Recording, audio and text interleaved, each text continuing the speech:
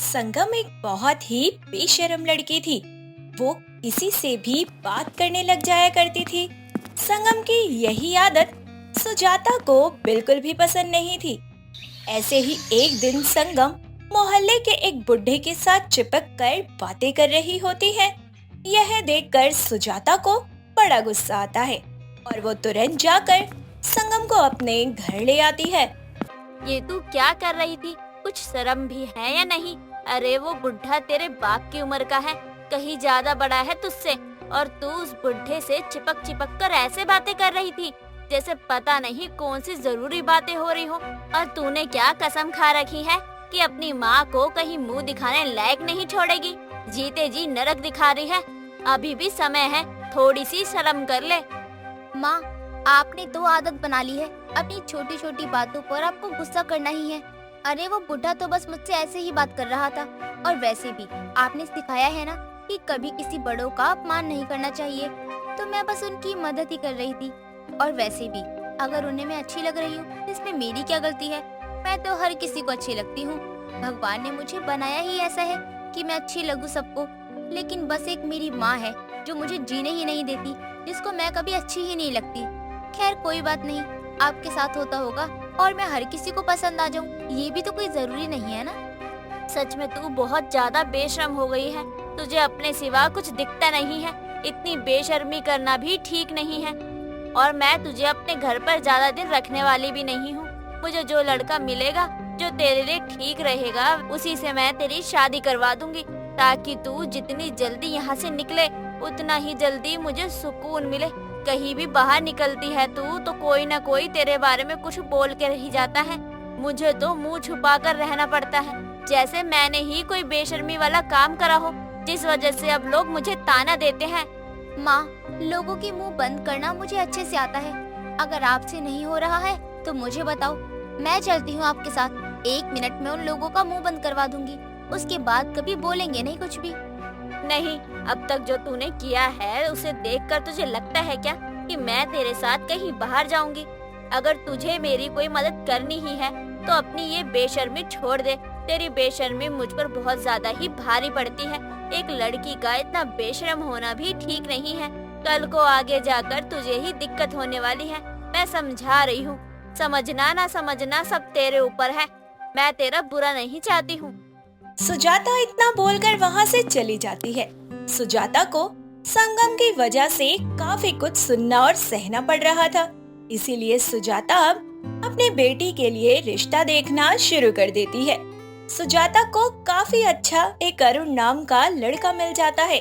सुजाता देर न करके अरुण की शादी अपनी बेटी से करवा देती है।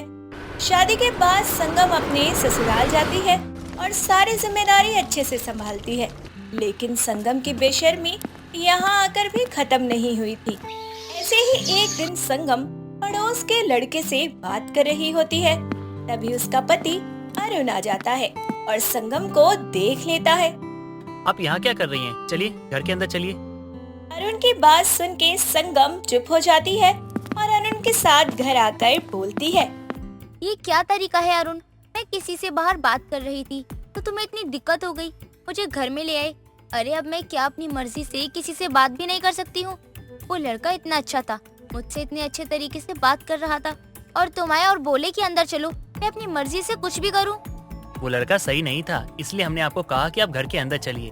अरे हम आपके पति हैं और हमारा कर्तव्य बनता है कि हम आपको सही रास्ता दिखाए, और आपका भी फर्ज बनता है आप हमारी बात माने। फर्ज के नाम पर तुमने अपनी मर्जी मेरे ऊपर थोप रखी है। ये मत समझना कि मैं तुम्हारी हर बात मान लूंगी। तुम जो कहोगे वो सर झुकाकर कर लूंगी। आज के समय की लड़की हूँ मैं, और मैं वही करूंगी जो मुझे अच्छा लगेगा। मैं कभी किसी की बातों को सुनकर वो काम करने नहीं वाली हूँ। इसलिए ये बात जितनी जल्दी तुम समझ जाओ ना, उतना ही अच्छा होगा तुम्हारे लिए, ताकि तुम्हें आगे कोई दिक्कत ना हो। संगम अरुण से बिल्कुल भी अच्छे से बात नहीं करती थी और मोहल्ले के हर लड़के आदमी बड़े बूढ़े के साथ वो बहुत ही अच्छे से बात करती थी, जो अरुण को बिल्कुल भी पसंद नहीं था। अब संगम के बारे में मोहल्ले वाले तरह तरह की बातें करने लगे थे। मोहल्ले की औरतें संगम को बिल्कुल अच्छी नहीं लगती थी। मोहल्ले की औरतें भी संगम को बिल्कुल पसंद नहीं करती थी, क्योंकि संगम उनके पास न बैठकर मोहल्ले के आदमियों और बुढ़े बुजुर्गों के साथ बैठा करती थी। साथ ही संगम को देखकर सब लोग उसके आगे पीछे घूमा करते थे। ऐसे ही एक दिन पड़ोसन विमला का पति संगम के पीछे पीछे मार्केट तक चला जाता है। इस बात से विमला को बड़ा गुस्सा आता है और वह बोलती है, वैसे इनका हर दूसरे तीसरे दिन बस कमर में दर्द और घुटनों में दर्द शुरू हो जाता है। चलने में भी बहुत दिक्कत होती है। अभी ये संगम बहू के साथ बाजार गए हैं, वो बेशरम बहू का झोला उठा के लाएंगे, तब उन्हें कोई दिक्कत नहीं हो रही है। अगर मैं कह दूं कि मेरे साथ पार्क टहलने को चलो तो उनको मौत आने लगती है। आजकल उनकी जवानी कुछ ज्यादा ही चढ़ रही है। और ये संगम, इसका तो मुझे समझ ही नहीं आ रखा है। इसने तो पूरे मोहल्ले को बदनाम कर रखा है अपनी बेशर्मी से। विमला गुस्से में तुरंत संगम की सास अनीता के पास जाती है और अनीता से बोलती है, अरे अनीता बहन, ये कैसी बहू ले आई हो आप? पूरे मोहल्ले को बदनाम कर रखा है। हर दूसरे दिन किसी न किसी पराये मर्द के साथ दिखती है ये, और पूरे मोहल्ले के मर्द इसके पीछे पागल हो रखे हैं। अच्छा लगता है क्या घर की बहू ऐसे बाहर मुंह मारे? आप इसे समझाती क्यों नहीं हो?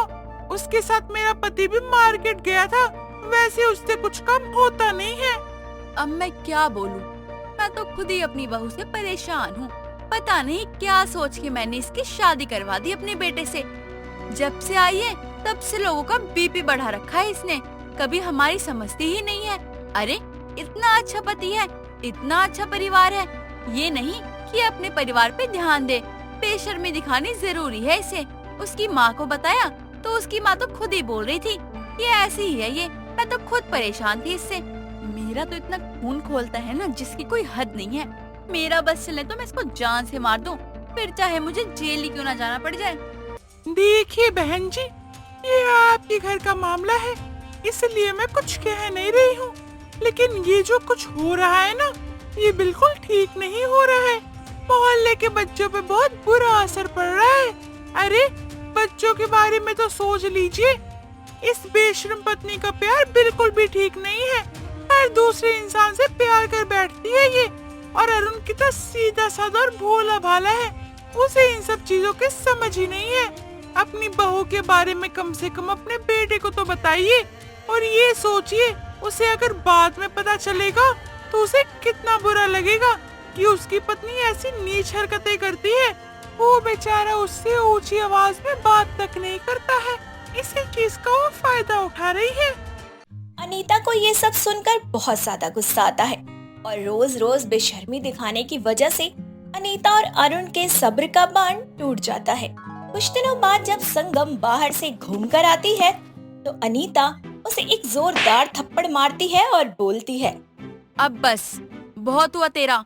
हम लोगों ने तुझे बहुत समझा लिया, लेकिन तुझे मेरी बात समझ नहीं आने वाली है। तुझे अपनी बेशर्मी दिखाना जरूरी है। कभी तूने अपने परिवार पे ध्यान दिया? नहीं दिया, इसलिए अब हम लोग तुझसे अपने सारे रिश्ते नाते तोड़ते हैं। अब तुझे जो करना है कर। अब तुझे कोई रोक टोक नहीं है, तू जो चाहे वो खुलकर कर सकती है। हमें क्या पता था हमारी बेशरम पत्नी का प्यार हम पे इतना भारी पड़ जाएगा। ये आप क्या कह रहे हो? मैं कहाँ जाऊंगी? अरे मैं क्या करूंगी? वही करियो जो तू अब तक करती आ रही है। अपनी बेशर्मी दिखाइयो सबको। तेरी आंखों में तो जरा सी भी कदर नहीं है हमारी। अब हम अपना सर उठा के किसी को देख नहीं सकते हैं, और ये सिर्फ तेरे कारण हुआ है। इसलिए अब तो हमारे घर में नहीं रह सकती है। निकल जा हमारे घर से। संगम को घर से बाहर निकाल दिया जाता है और अब वह अकेले ही रहने लगती है। लेकिन हालात के चलते संगम को अपनी गलती का एहसास हो जाता है। कोमल की शादी उसके बॉयफ्रेंड पंकज से होने वाली थी, जिससे वो बहुत प्यार करती थी। शादी से पहले मेहंदी की रस्म के समय उसकी सहेली प्रीति उससे कहती है, यार पंकज का नाम तेरे हाथों में कितना सुंदर लग रहा है। सच में अपनी सारी सहेलियों में मैं तेरी ही लव मैरिज देख रही हूँ, वरना सबने तो अपने घर वालों की मर्जी से शादी की है। और अब कोई दिक्कत होती है ससुराल में तो सीधा मायके आके बैठ जाती है कि आपने ही ऐसा ढूंढा था। हाँ यार, ये तो है। मेरे घर वाले बड़ी मुश्किल से माने हैं पंकज से शादी करवाने के लिए। मुझे तो घर वालों ने साफ साफ बोल दिया कि शादी के बाद अगर कोई दिक्कत हुई तो मायके का दरवाजा ना खटखटाऊं। अच्छा, लेकिन मुझे लगता है ऐसी नौबत आएगी ही नहीं, क्योंकि पंकज तुझसे बहुत प्यार करता है। इसलिए तो उसने तुझे अपने रिश्ते के दौरान एक भी बार गलत तरीके से छूने की मांग नहीं की। तूने ही बताया था। हाँ प्रीति, सच में जब मुझे पंकज ने प्रपोज किया था तो मुझे लगा था कि ये भी बाकी लड़कों की तरह ही ना हो, जो लड़कियों को बस अपनी हवस के लिए इस्तेमाल करते हैं। कोमल और प्रीति आपस में बात कर रहे थे, तभी वहाँ पर कोमल की माँ सुमन आती है और कहती है, हो गई दोनों सहेलियों की बात। अब मेहंदी लग गई हो तो जा कोमल, जाके कमरे में आराम कर, कल शादी है, बहुत काम है हमें यहाँ, कोई आते जाते मेहंदी खराब कर देगा। ठीक है माँ। कोमल अपने कमरे में चली जाती है। अगले दिन शादी का दिन होता है। शादी तक सारी तैयारियां हो चुकी थी और उसके कुछ ही देर में पंकज अपनी माँ कुंती और रिश्तेदारों के साथ बारात लेकर कोमल के द्वार आता है। सभी का बड़े ही धूमधाम से स्वागत होता है और शादी की रस्मों को बढ़ाते हुए दुल्हन को मंडप में लाया जाता है, जहाँ शादी की रस्में पूरी होने पर कोमल विदा होकर अपने ससुराल आती है, जहाँ उसकी सास कुंती उसकी आरती उतारते हुए उससे कहती है, सच में बेटा, मेरा बेटा बहुत भाग्यशाली है जो उसे तेरे जैसी समझने वाली लड़की मिली, वरना आजकल के जमाने में लड़कियां कहाँ करती हैं इतनी बड़ी कुर्बानी। कैसी कुर्बानी माँ जी? मैंने तो कोई कुर्बानी नहीं दी, ये तो एक लड़की का था ना। अरे कोमल, माँ के कहने का मतलब है कि तुम अपना घर छोड़कर आई हो, वरना आजकल लड़कियां लड़कों को ही घर जमाई बनाना चाहती है। अच्छा, कोई बात नहीं माँ जी, ये तो रीत है, इसको तो निभाना ही पड़ेगा। हाँ बहू, चलो अंदर आओ। कुंती अपनी बहू को कमरे में भेज देती है और उसके बाद अपने बेटे से कहती है, तूने बहू को सच नहीं बताया क्या? माँ, सच क्यों बताना है जब बिन बताए सब कुछ ठीक चल रहा है। और वैसे भी कोमल मुझसे प्यार करती है, उसको शादी से पहले इस बात से फर्क नहीं पड़ा, तो अब क्या पड़ेगा। शादी से पहले की बात अलग थी और अब की बात अलग है, समझा? माँ, आप बस शांत रहो और जैसा मैंने कहा है ना, आप वैसा ही करना। मैंने आपको बोला था ना, शादी के बाद किसी भी तरह से 1 महीने के लिए कोमल और मुझे साथ में रहने से रोकना होगा आपको। 1 महीने बाद मैं खुद देख लूंगा कि क्या करना है। पंकज के इतना बोलते ही कमरे से आवाज आती है, पंकज जी कहाँ हो, जरा कमरे में आना। कोमल की आवाज सुनकर कुंती पंकज से कहती है, ले अब क्या करेगा? मैं संभाल लूंगा, बस आपको जो मैंने बोला है आप वो करना। इतना बोलकर पंकज वहाँ से कमरे में चला जाता है, जहाँ कोमल पंकज के आते ही दरवाजा बंद कर देती है और उससे कहती है, पंकज वो जरा मेरे ब्लाउज के पीछे से हुक नहीं खुल रहा, जरा तुम खोल दो। वो क्या है ना, मेरे हाथ नहीं जा रहे। क्या? मैं कैसे? रुको, मैं माँ को बुला देता हूँ। अरे माँ जी क्यों? तुम कर दो ना, तुम तो मेरे पति हो, इतना सा काम करने में शर्मा रहे हो, चलो करो। कोमल अपने खुले बालों को आगे कर लेती है और उसके डीप बैक ब्लाउज में उसकी पीठ साफ दिखाई दे रही थी। ये देखते हुए पंकज के हाथ कांप रहे थे कोमल के ब्लाउज के हुक को खोलने में, लेकिन जैसे ही वो अपने हाथ ब्लाउज तक पहुंचाता है, तभी अचानक ही कमरे के दरवाजे पर दस्तक होती है और पंकज अपने हाथों को पीछे करते हुए डरता हुआ कहता है, वो दरवाजे पे कोई है, तुम देखो। 1 मिनट माँ जी होगी, मैं पल्ला ले लूं। कोमल बिस्तर पर पड़े अपने लहंगे के दुपट्टे से अपना सर ढकते हुए दरवाजा खोलती है तो सामने कुंती होती है। कुंती अपने बेटे के माथे पर आया पसीना देखकर मन में कहती है, लगता है मैं सही समय पर आ गई। बहू, वो क्या है ना, हमारे में रस्म है कि शादी के 1 महीने तक बहू बेटे को साथ रहने की इजाजत नहीं है। हमारे में लड़कों की जिंदगी पर दोष बना होता है, इसलिए तुम मेरे साथ मेरे कमरे में चलो। अच्छा माँ जी, लेकिन कभी पंकज ने मुझे ऐसा कुछ बताया नहीं। वो मुझे भी शादी से कुछ टाइम पहले ही माँ ने बताया था इस रस्म के बारे में, लेकिन मैं भूल गया था। कोई नहीं, अब मैंने बता दिया ना। चल बहू, तू मेरे कमरे में जा, मैं तेरे बदलने के लिए कपड़े लेकर आती हूँ।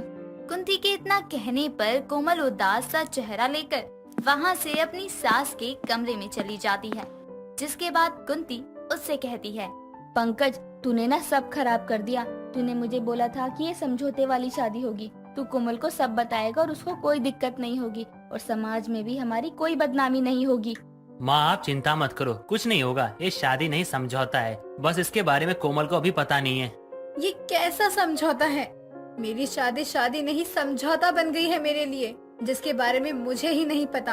आखिर बात क्या है, मुझे पता लगाना पड़ेगा। कुछ देर में कुंती कमरे में आती है, लेकिन कोमल उससे कुछ नहीं कहती। वो खुद से सब पता करने की कोशिश करती है। शादी के बाद कुछ ही दिन गुजर जाते हैं। इन दिनों में कोमल ये नोटिस करती है कि जब जब वो पंकज के पास जाती तो पंकज उससे दूर हो जाया करता। लेकिन कोमल ये सब उसी रस्म के कारण होगा ये समझ लेती है। लेकिन एक महीना खत्म होने के अगले दिन में कोमल अपने कमरे को सुहागरात की तरह सजाती है और वहाँ कुंती आकर ये सब देखकर उससे कहती है, बहू ये सब क्या है? तो अपना कमरा इतना क्यों सजा रही है? तू तो यहाँ सोती भी नहीं है। सोती नहीं हूँ, लेकिन अब तो सोऊंगी ना माँ जी। 1 महीना पूरा हो चुका है। आज मैं पंकज जी के साथ अपने इसी कमरे में सोऊंगी। मैं तो भूल ही गई थी कि 1 महीना खत्म हो गया। अब क्या होगा? पंकज को कैसे बताऊं? कुंती कोमल के कमरे से जाकर पंकज को कॉल लगाती है, लेकिन पंकज फोन नहीं उठाता। शाम हो जाती है। कोमल बेसब्री से पंकज का इंतजार कर रही थी और अपने कमरे की खिड़की से बाहर रोड की तरफ ही देख रही होती है कि तभी उसे अपने घर के बाहर एक बाइक आकर रुकती दिखती है, जिस पर पंकज और उसका दोस्त होता है। पंकज बाइक से उतरकर आसपास देखते हुए अपने दोस्त के गाल पर किस करता है और उसे गले मिलकर बाय करते हुए घर आ जाता है। पर खिड़की से कोमल ये सब देखते हुए हैरान थी और वो नीचे जाती है। लेकिन तब तक कुंती पंकज को अंदर आने पर कोमल के प्लान के बारे में बता देती है, जिसके बाद पंकज कोमल के सामने आते ही उससे कहता है, कोमल माफ करना, आज वो मुझे अपने दोस्त के घर जाना है। ऑफिस का एक जरूरी प्रेजेंटेशन है, साथ में मिलकर बनानी है, तो यही बताने आया था। वो मेरा फोन ऑफ हो गया था ना, तो सोचा जाकर बताऊं। अभी अभी जिस दोस्त को किस देकर आए हो उसी के साथ मिलकर बनानी होगी ना प्रेजेंटेशन। क्यों, सही कहा ना मैंने? कोमल के मुंह से ये बात सुनकर कुंती और पंकज हैरान थे। लेकिन तभी कोमल आगे कहती है, इतना बड़ा धोखा पंकज। अरे अगर तुम किसी लड़के को पसंद करते थे तो मेरी जिंदगी में आए ही क्यों? क्यों मेरे साथ इतना बड़ा धोखा किया? क्यों मेरे साथ शादी का खिलवाड़ किया तुमने? क्यों मेरी जिंदगी बर्बाद की तुमने? अब सच पता चल ही गया है तो सुन लो। एक बार तुम अपने दोस्त के साथ एक कैफे में गई थी। मैंने तुम्हारी और तुम्हारी दोस्त की सारी बातें सुनी। तुम्हारे घर वाले लव मैरिज के खिलाफ थे, तो मैंने सोचा कि मुझे एक ऐसी ही लड़की चाहिए जो अपने घर वालों से लड़कर मेरे साथ रहने के लिए कहे। इससे तुम्हें क्या हासिल हो गया? तुम जानते भी हो कितने मुश्किल से मैंने अपने घर वालों को हमारी शादी के लिए मनाया था, और अब अगर उन्हें ये पता चला कि तुम ऐसे हो तो वो मुझे कभी अपनी बेटी नहीं मानेंगे।